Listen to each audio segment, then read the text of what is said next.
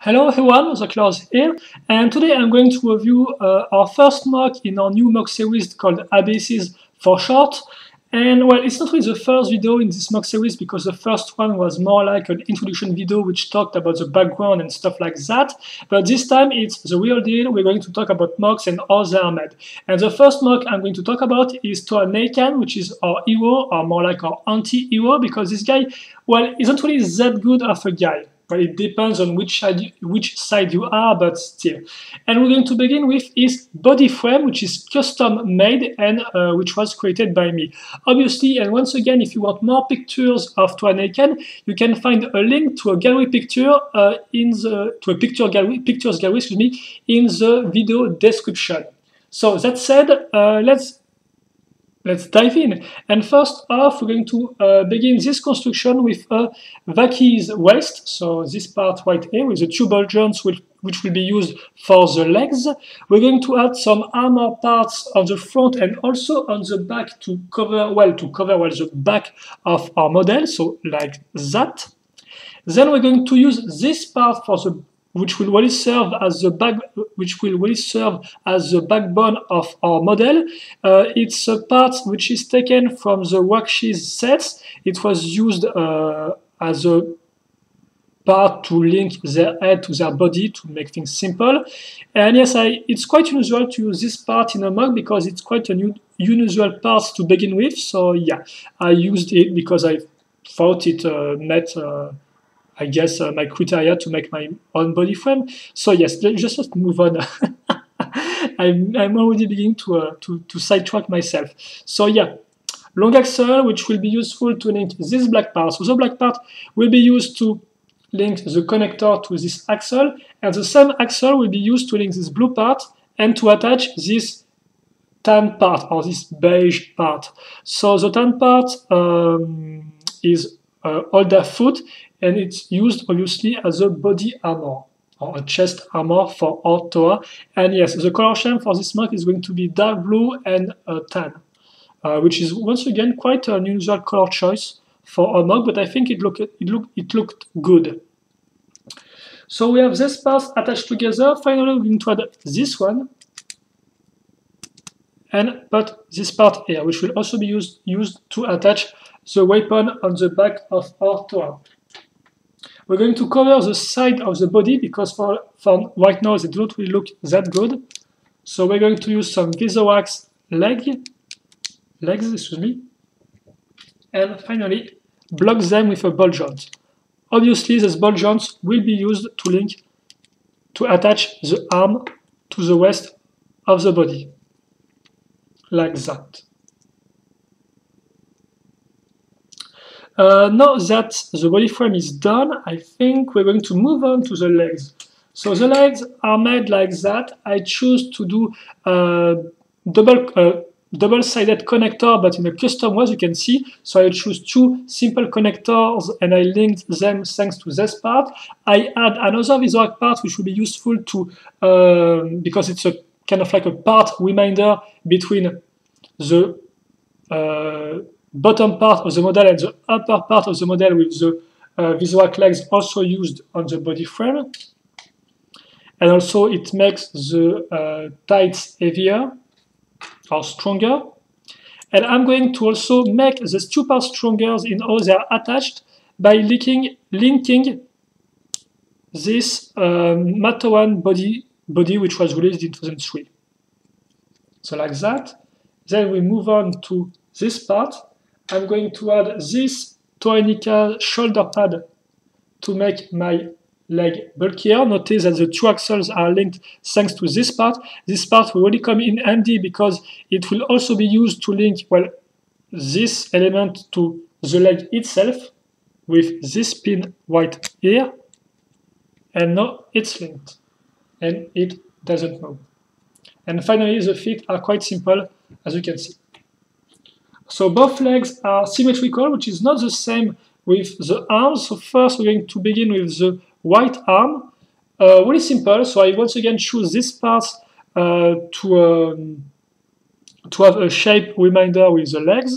Once again, some visual parts here, which is not really the best way to put, as you can see, because it sometimes can sort of block. It was not really a good idea, I think, to put the Visorac legs on the arms. But remember, this MOC was made in 2012. So, yes. In the meantime, my opinion of this MOC changed, so now I'm more critic of what I made 3 years ago. And finally, the left arm, as you can see, which is different. So remember, in the storyline, it's because Naekan lost his left arm during the attack of his village. And so when he transformed into a Toa, he kind of like recovered an arm, but it's a full metallic arm, or robotic arm if you prefer. And this time I once again used a double-sided connector in a, as you can see, in a custom way. Added this Visorac head as a shoulder pad. Added some more Bork eyes once again because it was already used on the legs. And this part here, this gray part was used to cover the hole between these two parts, but as you can see, it moved. So I decided to put a Visorac leg to block it. Only problem now it's the Visorac leg itself which can be moved. So yeah, once again, not really a big fan of this part. Plus, as you can see, it looks quite weird when you turn the elbow this way. And finally, the end, which is directly linked to this part. Yeah. And I think that's all. So now that all of our elements are done, it's time to attach them together. First, the head, quite simple. Just some light modification to the original mask of Ali Maui.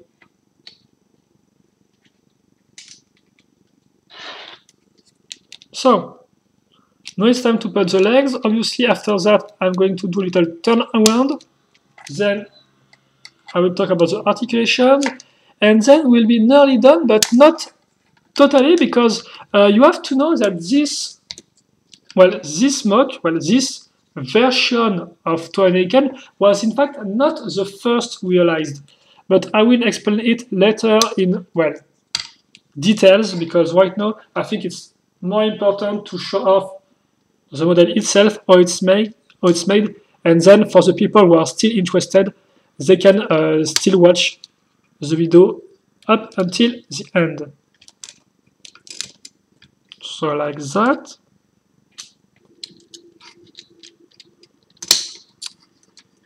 And finally, you have the weapon. So the weapon, which is a buzzsaw right there. So the buzzsaw was really the inspiration for this toy because this is really a weapon or a piece more that I really want to use since for a long time. Excuse me. So for a long time, I really wanted to use this part, and so Abyss was, I think, the best way to finally do a Toa which used a buzzsaw as a weapon.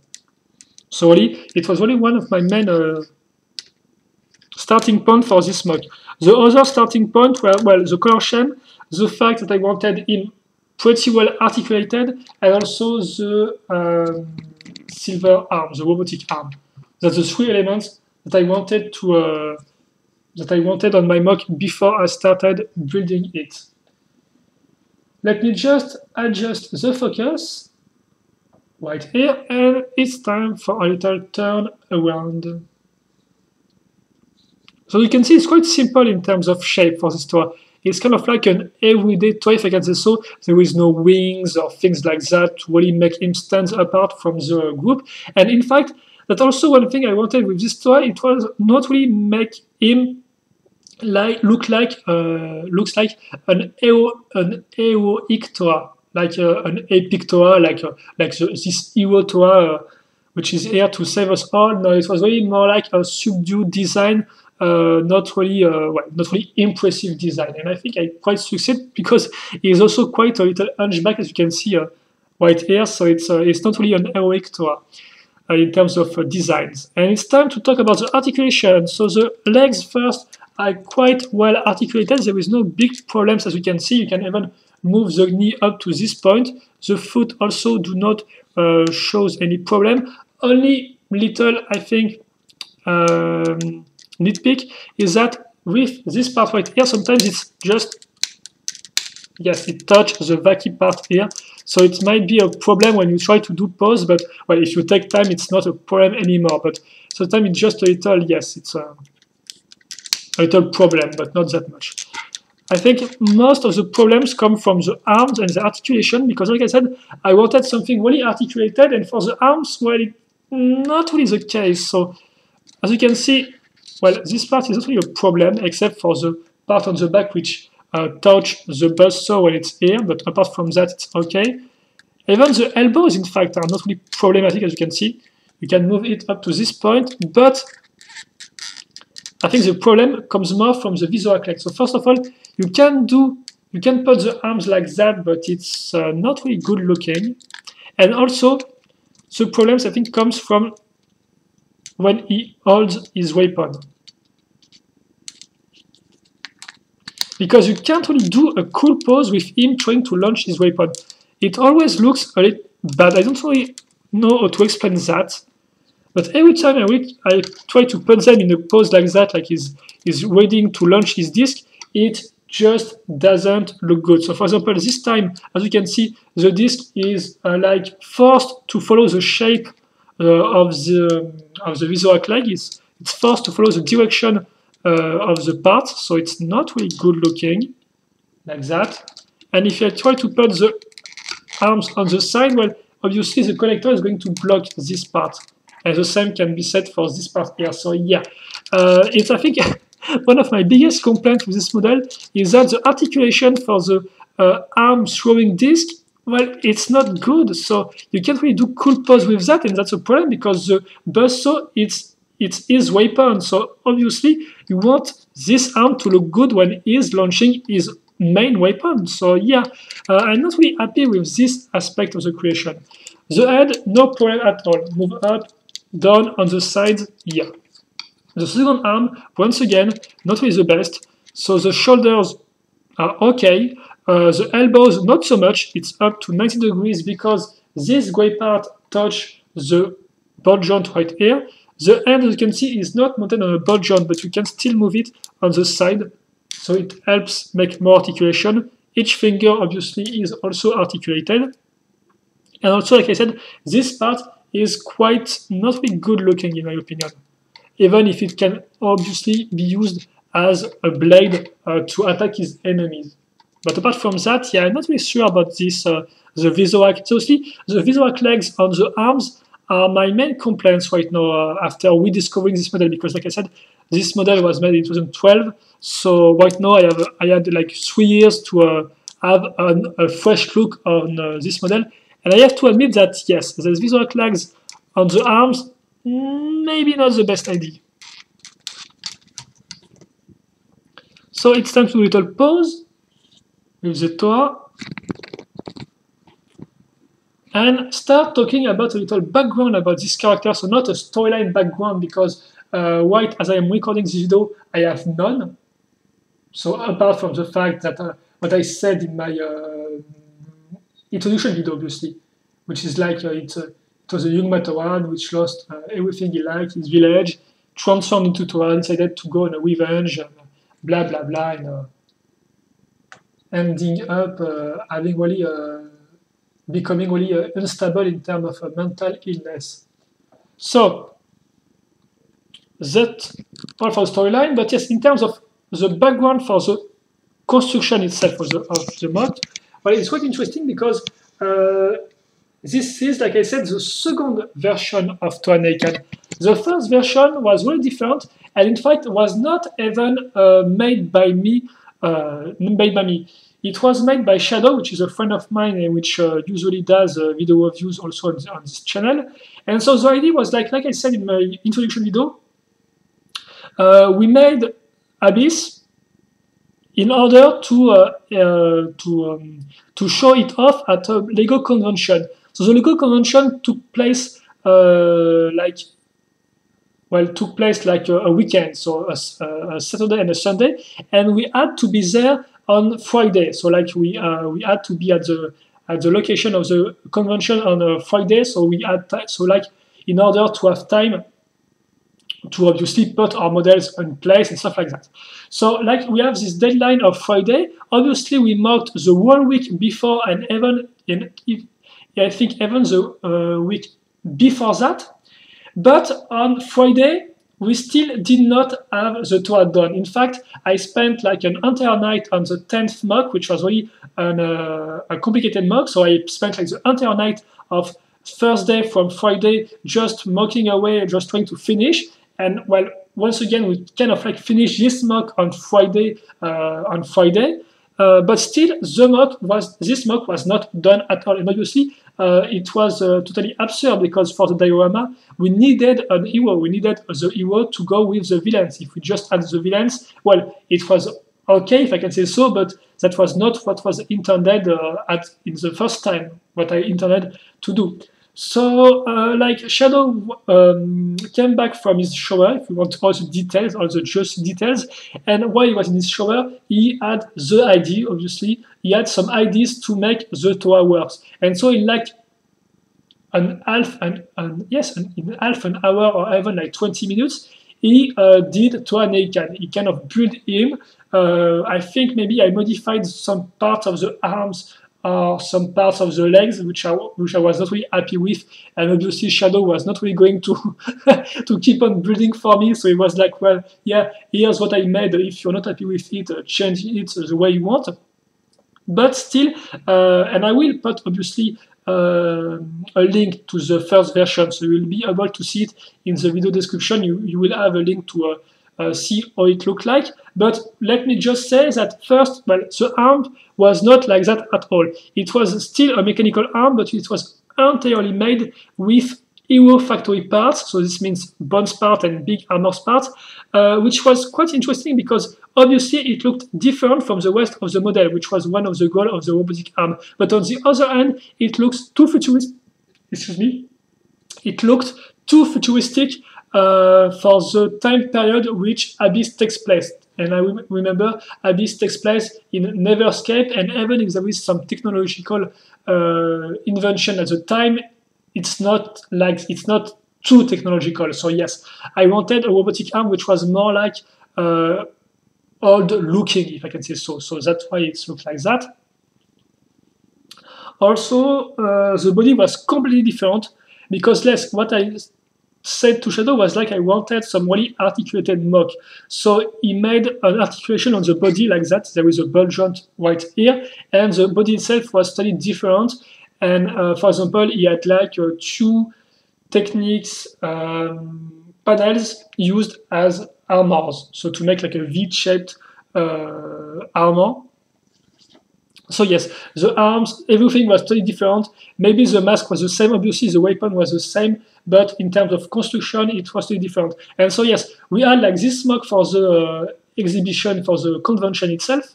So that's what we showed, but obviously after that, that was not really what I wanted to do. So I decided to recreate Toa Naekan from scratch, and that's what I ended up with.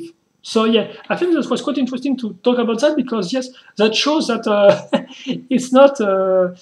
Yeah, that's one of my things. It's really do everything at the last moment, and Toa Naekan, the first version, was really made at the last moment, like in 20 minutes, to have something to show off at the convention. So yes, we had yes.